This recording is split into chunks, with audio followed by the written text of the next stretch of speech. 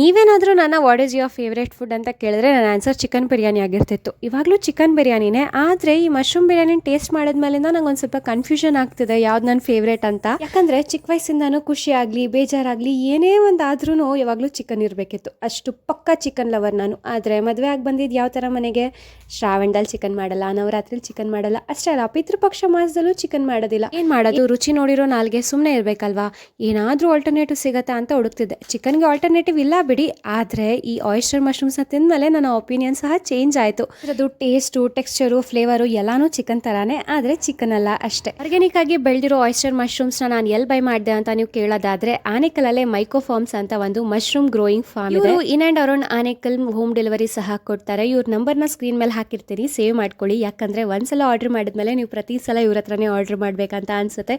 ಇವ್ರ ಕ್ವಾಲಿಟಿ ಆಗಲಿ ಕ್ವಾಂಟಿಟಿ ಆಗಲಿ ಹಾಗೆ ಬಜೆಟ್ ಸಹ ತುಂಬ ಅಫೋರ್ಡಬಲ್ ಆಗಿದೆ. ಟ್ಯಾಗ್ಲೇನೆ ಹೇಳೋ ಪ್ರಕಾರ ಗ್ರೋನ್ ಬೈ ನೇಚರ್ ನರ್ಚರ್ಡ್ ಬೈ 3 ಅಂದರೆ ಇದನ್ನ 3 ಕಾಲೇಜ್ ಹುಡುಗಿರು ಸೇರಿ ಬಿಸ್ನೆಸ್ ಸ್ಟಾರ್ಟ್ ಮಾಡಿದ್ದಾರೆ. ಇವ್ರಿಗೆ ನಮ್ಮ ಸಪೋರ್ಟ್ ಯಾವಾಗಲೂ ಇದ್ದೇ ಇರುತ್ತೆ ಅಂತ ಹೇಳ್ತಾ, ಇವತ್ತು ನಾವು ಮಶ್ರೂಮ್ ಬಿರಿಯಾನಿ ಜೊತೆಗೆ ಮಶ್ರೂಮ್ ಪೆಪ್ಪರ್ ಡ್ರೈನ ಮಾಡಿದ್ದೆ. ಅಷ್ಟು ಸಖತ್ತಾಗಿತ್ತು. ಈ ಮಶ್ರೂಮ್ಸಲ್ಲಿ ಕಬಾಬ್ ಮಾಡಿದ್ರೆ ಇನ್ನೂ ಎಕ್ಸ್ಟ್ರಾರ್ಡಿನರಿ ಆಗಿರುತ್ತೆ.